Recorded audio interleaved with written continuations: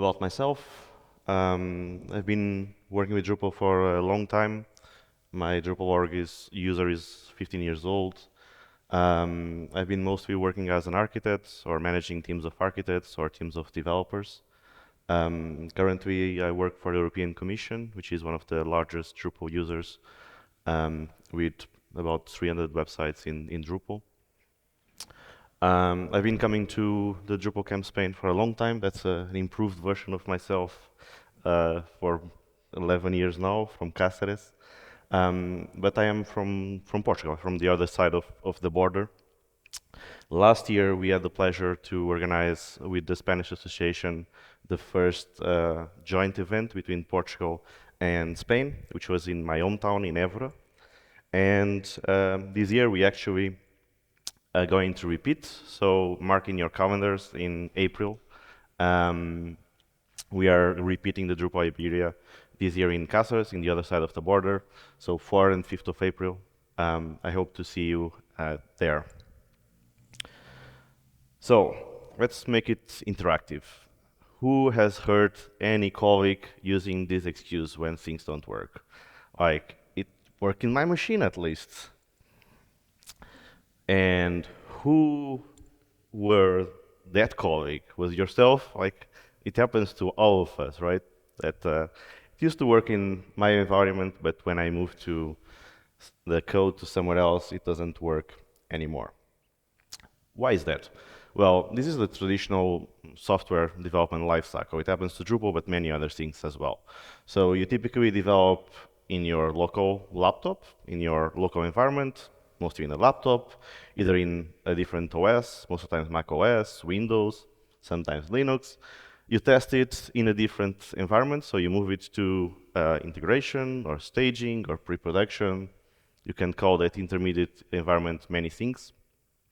And then actually, the most of the time, where your code is going to live is in production. So you do a website, it takes a few months in your machine, and then it can probably live 5, 6, 7 years, it's going to live in production. So if we look where these environments are, production, of course, is remote. Testing, of course, is remote. Development is always local. So today, let's try to break two ideas that development needs to be local, and of course, if it doesn't need to be local, it doesn't work in your machine, because it never did work in your machine. By show of hands again, we have different ways of having a local development environment. What do you use? Do you run natively in your operating system? So you install your Apache or PHP in your operating system? Anyone still does that? Yeah. Do you use any containerized solution based in Docker? So things like DDEV, Lando, or something a bit more simple with like Docker Compose and a few Docker images. People do that as well. And what about remote development environments? Anyone is using that? Yeah, a few people? Cool. So the talk is going to be mostly about the third option. So in 2024, having a site running in your local environment can be actually quite tricky, and trickier than it used to be if you look 10 years ago. So you need the correct versions of the software. You need the correct version of PHP, correct version of your web server, the correct version of the database server. Then you need to clone all the code base to your repository, and to do anything with your code base, you need a copy of the database, most of the times sanitized, so you don't want any personal data in your computer, and a copy of your assets, your images, your PDFs, files that you need to interact with. Then you need tooling to interact with your site. So you need Composer and you need Drush, so you can interact with your environment. If you go a bit more hardcore and you need to solve any problems with either any behavior of your application or with the performance, you need things like Xdebug and XHProf. And then you also need a terminal to interact with your site. And you need an IDE that can allow you to navigate through your code and understand where are your functions, your classes, and ideally configured with Xdebug. So all of this is relatively tricky to set up correctly from the scratch. And most of the times that now means that you are requiring to use any solution based in Docker. Docker is great, and there's plenty of orchestration around Docker that simplifies your life when you work in local environments. However, you still have problems. Even if, in theory, the whole thing is made up to work as it works in production or staging, it never does. So there's a few things. Like, one of the first things that Docker doesn't run natively except in Linux. So if you are using macOS or Windows, you are not using natively Docker.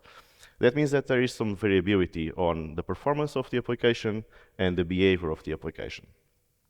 Then, when you have your site running on your local environment, your servers are concurring with and competing for resources that other things that are running in your laptop. You might have Microsoft Teams running, any chat, any video application. All of that can be slowing down your environment, and the performance is not the same.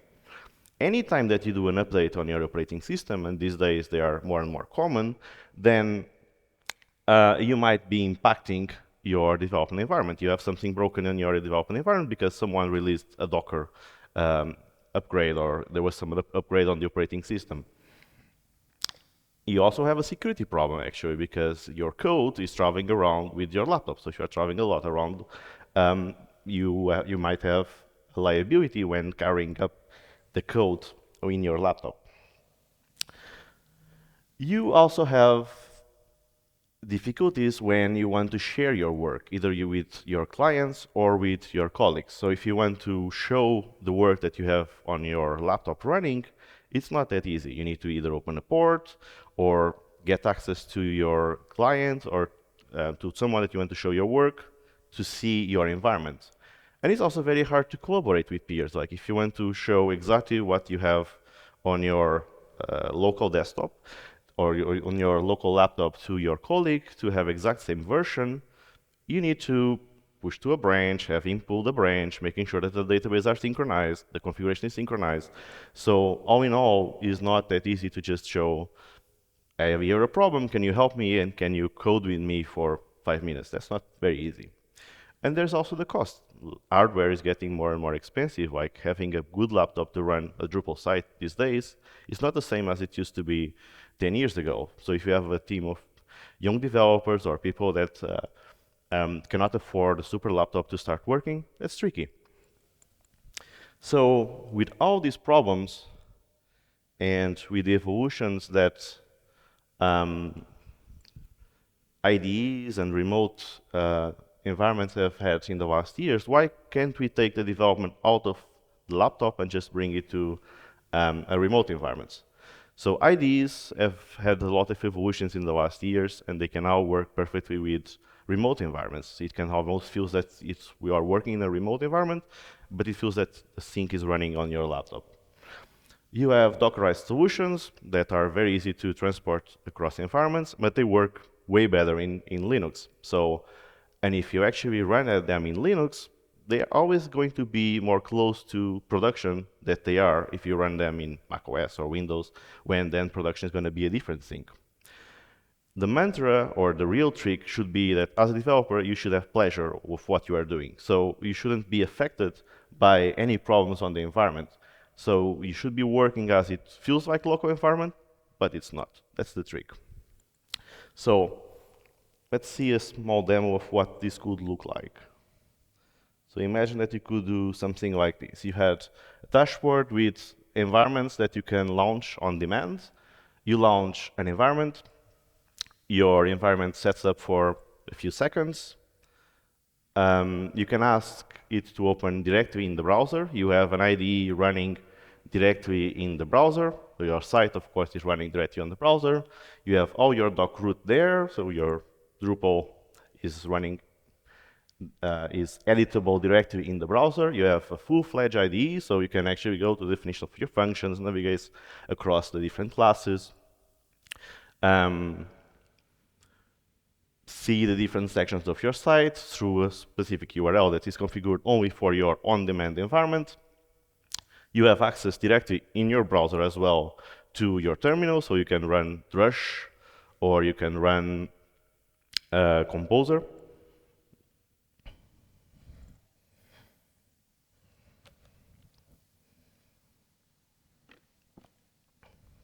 And of course, the most important thing, you can create bugs that make your site don't work anymore. That's what we do as developers, right? That would be pretty cool if you would have something like that that is relatively accessible. We'll come back to this demo in a few minutes, but what I just show you is pretty much a concept that is called Cloud Developed Environments, or CDE. So the idea is that you have on-demand environments, and you can use them for different things, mostly for development, but it is also cool to show work to your clients. You can have a branch set up in a certain environment, say, wow, check up this environment and see if the bug is fixed, for instance. You can use any device to edit your site using this type of solution, because you can use your laptop, but you can also use your tablet, or you can even use your phone if you have a keyboard with it. You just need a browser, so it's very accessible. You have the IDE directly in the browser. That is cool, because you can, without installing anything, have access directly to change your code and navigate through your code. But if you are very familiar with an IDE, and most developers are, I know by default all the shortcuts of PHP Storm, so I want to keep using PHP Storm. I don't want to use the browser, of course. And I can do that, and it should feel exactly as I would be using PHP Storm against my local file system, but instead of that, using against the remote environment. It's a centralized platform, so you can use, all your developers use the same thing. There's no variation on laptops, operating systems, versions, nothing. Everyone uses the same. And of course, if you want to onboard anyone new in your team, it's much easier, because you just need to be granted access to the account on that dashboard, and you can launch environments on demand. Okay, that's pretty much the whole idea. And the talk is pretty much about this concept more than the technology that is chosen. Also because this technology is evolving a lot, and players come and go in this ecosystem. So there are different players that start attacking this space and this idea. The one that I'm more familiar with, and the one that I've been using mostly, is Gitpod, and got a lot of traction as well in the Drupal community, especially to do contrib. But you have also things like Acquia Cloud IDE or GitHub Code Spaces, and this IDE was also they were one of the pioneers. Cloud9 that was bought by AWS, and you have a few other players, and you'll see that with the next years you'll see more and more players coming with this idea of just having environments on demand and ready to develop. So Gitpod.io is the one that I've been using the most, and I use it for a few projects. The whole idea is that you can start a workspace, and the workspace is basically your local environment from any Git repository hosted in one of the supported Git providers. So they have support for GitHub, GitLab, etc. They provide an IDE in the browser, so you can directly edit the code in the browser and even integrate with Xdebug in the browser. But they also have plugins to integrate with the most common ones, the most common IDEs. So you have a plugin for PHP Storm. So if you are a PHP Storm guy, you can use that. If you are on the VS Code team, you can use VS Code as well. You do have unlimited workspaces, so you can create as many workspaces as you want on parallel, so you don't need to only have one running at a time. And they are automatically destroyed after 30 minutes. So you start a workspace, and if you don't do anything with it in 30 minutes, it just dies, and you are not charged for that. They also changed a bit their model in the last weeks. There's a new product called Gitpod Flex that is coming, which changes a bit the way that they run the infrastructure. So until now, you had to run on their infrastructure. So you launch their environment, is all running in Gitpod. And now they are making it possible to run also in your infrastructure. So you have AWS CloudFormation that can just launch your machines there. So all your code is always with you. And you can also run in your desktop, in your local environment again, through something called Gitpod Desktop. So let's go back to our demo from before and look a bit into more detail. So what we are doing here is Oops. Back. We have a list of environments that are prepared. I'm launching the first environment. You'll see that it has a specific URL for it, and from that moment it's accessible. I could have opened it in PHP Storm, but I decided to open it in my browser. It has, of course, the site running. It has all the code base there available. So you see that you have here your common index.php from Drupal. I can go directly to that kernel function that handles the request.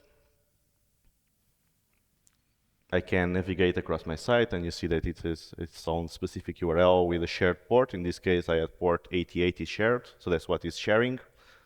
It provides me access to the terminal. So as you can see, I have DDEV running here. So I just run a DDEV drush status, and it gave me the drush status coming from DDEV, which means that all your tooling that you are used to work in your local environment, you can use as well in Gitpod. It's just a way where you are running it. So in this case, I did a composer show, changing the code. The code creates an error, of course. I can fix it.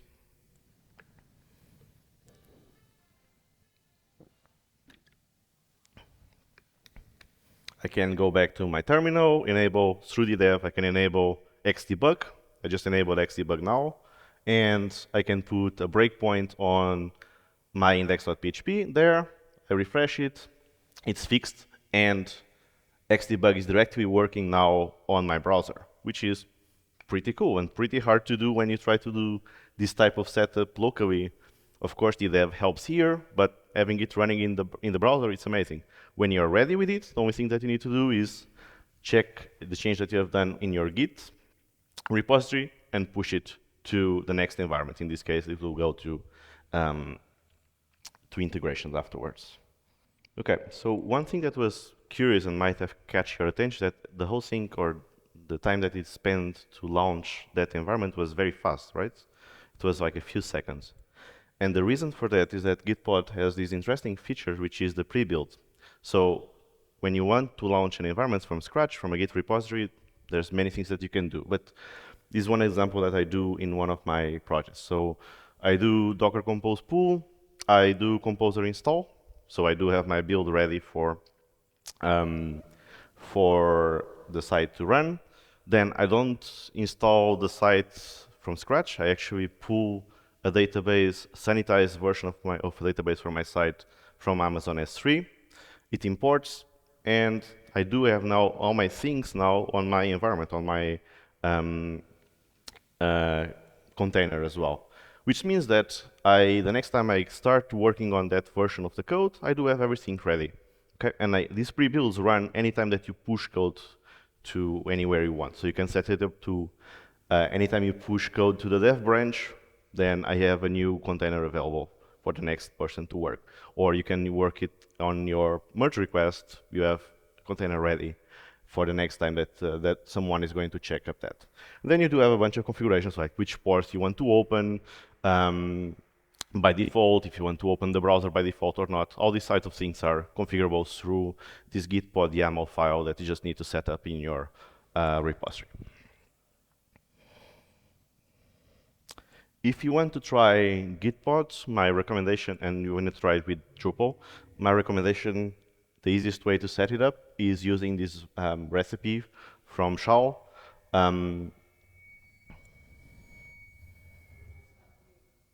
Okay. So you have everything that you need with the configurations for Gitpod and DDEV to have it working directly in your repository. So you can just copy these configurations, put it in your repository, and you have your repository Gitpodified. As I said, it's nice to work with the browser, but Gitpod supports the connection with your favorite IDEs. This is actually a nice feature as well from IDEs these days. You can connect to any remote environment using SSH. And there's native support in Gitpod for PHP Storm and to VS Code. I can show you quickly how does that look like in Gitpod. Can I remove myself from here? Yeah. see. I'm gonna maximize and I'll try to come back. There we go. Okay, so again, I'm opening my environment. It's gonna ask me where you wanna open. By default, I actually open it in PHP Storm. I click open the link. That opens PHP Storm as a client. So PHP Storm is actually running as a server in the Git pod environment. I do have all my PHP Storm window. It's gonna ask me if I want to open the site in my browser by default or not. I said no, and now I have access to my code base there. This is my composer JSON, my index.php. So the whole thing seems like a normal PHP Storm. Really feels like my normal PHP Storm, except this PHP Storm is running on the Git pod environment. It gets me access to, I can have access to the terminal here, but I can also have a handler to connect directly to the SSH to the machine. So in this case, SSH, the name of the command that it gave me, and I do have SSH access to the Git pod environment. Actually, I do have sudo here, so that's pretty cool. You can install what you want in your remote environment. And then, of course, you have everything that I've shown you regarding Xdebug. You can also have configuration from running Xdebug on the server and have it configured on the IDE, and it works exactly as it would be working locally.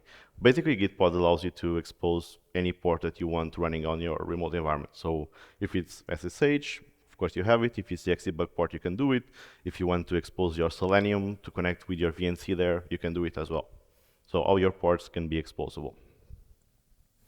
And that's why it feels like local. Let's see if I can go back.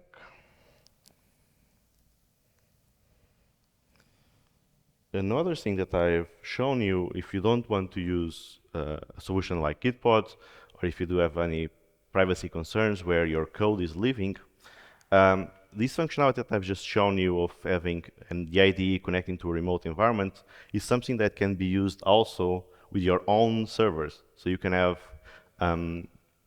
your remote servers running your code and have PHP Storm connecting directly via SSH.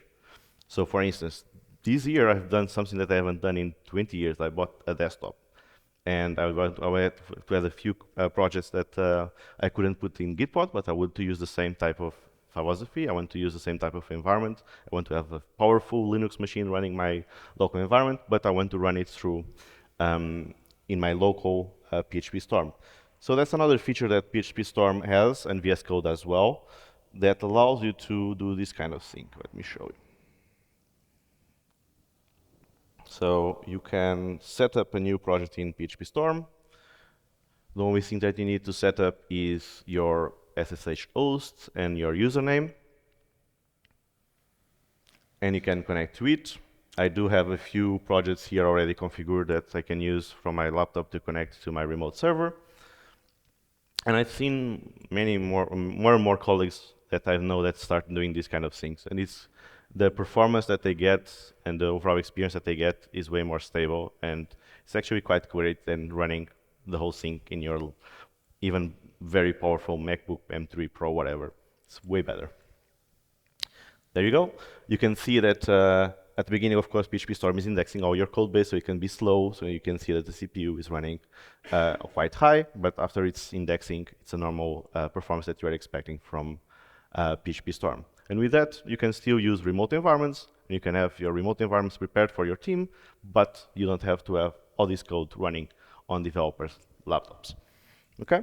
And that was pretty much everything I had to show you today. So I think I still have like 1 or 2 minutes for questions, maybe? No? Otherwise? Questions? Hi, I don't have question. I want to say that there is a browser extension that you can use to contribution. It's named DrupalPod. Yep. So you can easily open any issue, run new environment from this extension, and work on file. Yeah, if you are doing contrib, DrupalPod is pretty good. It allows you to have just a quick link, so you can launch the whole Git pod for that issue, everything configured, and it's quite powerful. Anyone doing contribs or testing patches, it's a very nice trick. More questions? Hi, thank you for your presentation. One of the things I'm thinking about this is how to deal with poor network connections. Indeed, Deal with?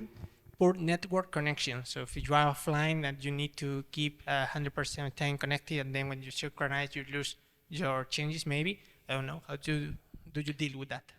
Yeah, so of course there's not only advantages, you have disadvantages, and one of the requirements, you need to have a good network connection with low latency to use either the Gitpod solution or to use the connection via SSH to your remote server. You need to have a connection, otherwise you cannot work correctly. Have a feature to work on.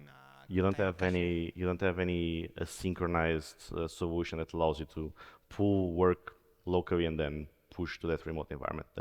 That doesn't work like that. You basically have a remote server or a remote IDE running somewhere, and you need to connect to it all the time.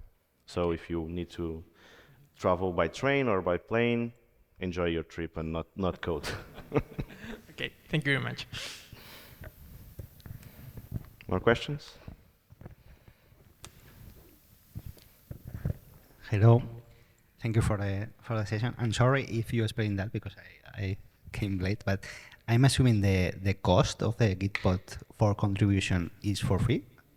So Gitpod comes with a fixed cost by developer, and with that fixed cost by developer, you get, I think, 50 hours per month included, and the fixed cost used to be something like €8 per month. And then if you pass those 50 minutes, then you start being charged by the hour. By those 50 hours, you start being charging by the hour. With the new model that they have with Gitpod Flex, there's still no pricing plans associated, but in theory, it can even be lower because you don't need to run the infrastructure. They don't need to run the infrastructure themselves. You can run in your own. So it's the price of paying for your machines plus the price that they will put to charge the whole orchestration, basically. Okay, thank you. And that's by developer or by GitHub, by Git connection, basically.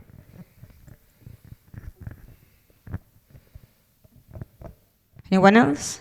No questions? So that should be it. I think that's it. Thank you A for big applause. the sponsors and the organizers.